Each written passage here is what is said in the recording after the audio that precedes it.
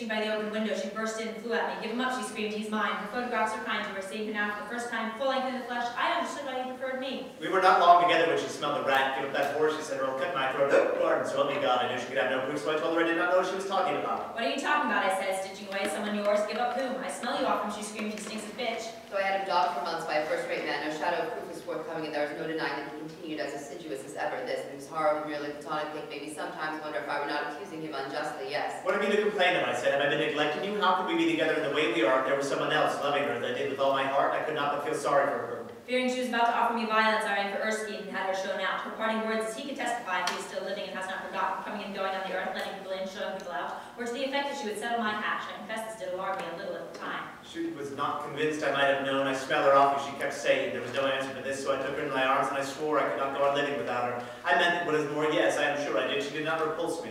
Judge, to my astonishment, but one fine morning as I was sitting stricken in the morning room, he slunk in, fell on his knees before me, buried his face in my lap, and confessed. She put a bloodhound on me, but I had a little chat with him. He was glad of the extra money. Why don't you get out, I said, when he started moaning about his home life. There's obviously nothing between you anymore, or is there? I confess my first feeling was one of wonderment. What a male. Anything between us, he said, what do you take me for? A something machine? And of course with him no danger of the spiritual things, so then why don't you get out, I said. I sometimes wonder if you were not living with her for her money. The next thing was the scene between them. I can't have her crashing in here, she said, threatening to take my life. I must have looked incredulous. Ask Erskine, she said, if you don't believe me.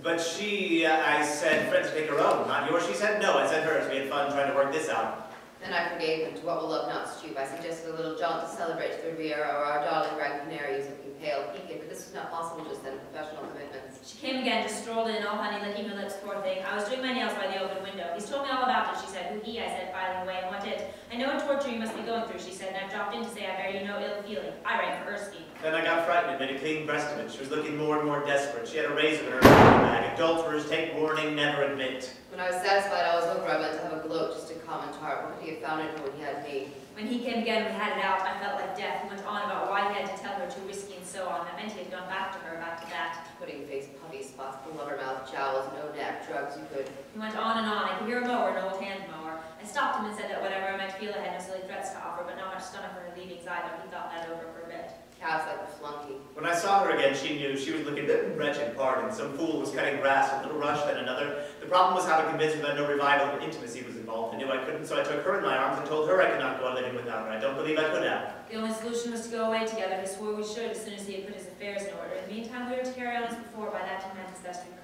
So it was mine again, all mine. I was happy again. I went about singing the world. At home, all heart to heart, new leaf and bygones, bygones. I've been a dear ex-doxy, she said one night on the pillow. You're well out of that, rather uncalled for, I thought. I am indeed, sweetheart, I said. I am indeed God would virgin women. Thanks to you, angel, I said. Then I began to smell her off him again, yes.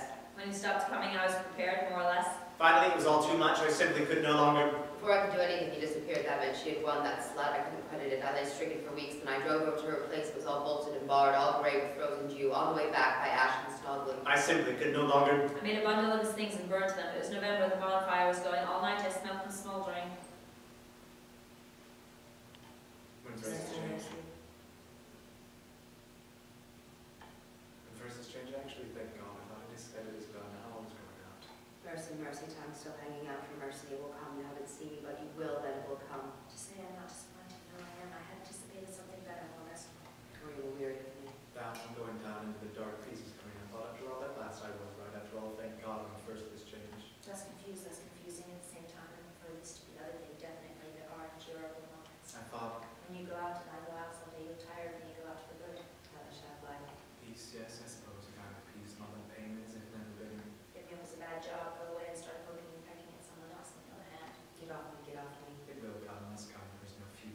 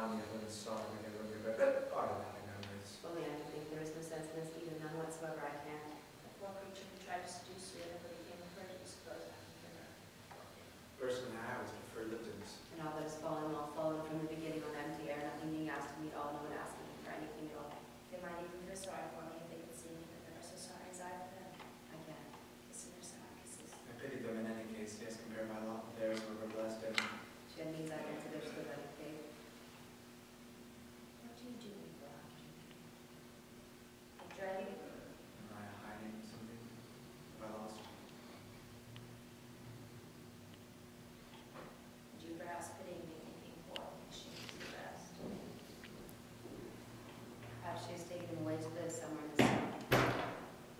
Why go? Perhaps she was sitting somewhere by the open window. Her hands folded in the lap, gazing down out of the olives. Why go down? Why not?